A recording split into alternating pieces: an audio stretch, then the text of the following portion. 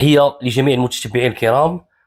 نحن اليوم في هذا الفيديو نريد الحديث عن جميع الحيثيات المرتبطة بمباراة إياب نصف نهائي كأس الاتحاد الإفريقي لكرة القدم، المباراة التي جمعت نادي أولمبيك آسفي بضيفه نادي اتحاد العاصمة الجزائري بملعب المسيرة مساء أمس الأحد 19 أبريل، والتي شهدت إقصاء فريق أولمبيك آسفي بعد التعادل الإيجابي بهدف لمثله.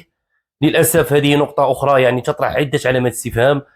لا زالت أفضلية الهدف المسجل خارج الميدان، في حين أن دوريات الأوروبية نشاهد أنه كيف يتم التعامل مع عصبة الأبطال الأوروبية، كذلك كأس الاتحاد الأوروبي، وكذلك دوري المؤتمر الأوروبي. الجميع ألغى خاصية وامتياز الهدف المسجل خارج الميدان من أجل المتعة الكروية إلا في القارة الإفريقية. للأسف هذه نقطة بين قوسين. كانت هناك عدة اختلالات تنظيمية، بداية من عملية ولوج الجماهير الجزائرية. نحن لاحظنا في العديد من الفيديوهات التي تداولتها العديد من المواقع والقنوات الإلكترونية أن الجماهير الجزائرية دخلت ملثمة. كانت هناك نية مسبقة من أجل التخريب، لأن الجماهير التي حضرت ليست جماهير كرة قدم، هذه عصابات جاءت من اجل التخريب، جاءت من اجل التشويش على هذا المباراه النصف النهائيه. وهذا ما تحصل، قامت بتخطي السياج الحديدي وتخريب العديد من المنشآت، وكذلك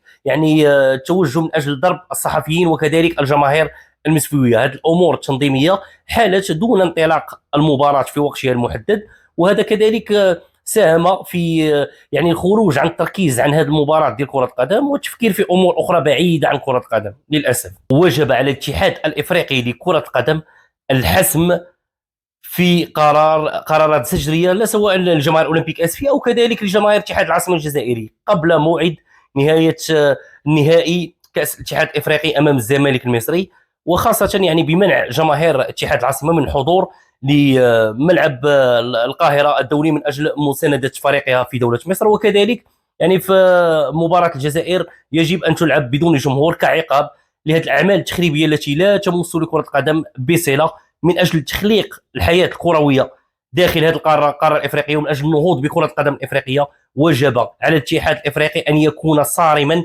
في تطبيق عقوبات صارمه على الجماهير اتحاد العاصمه الجزائري.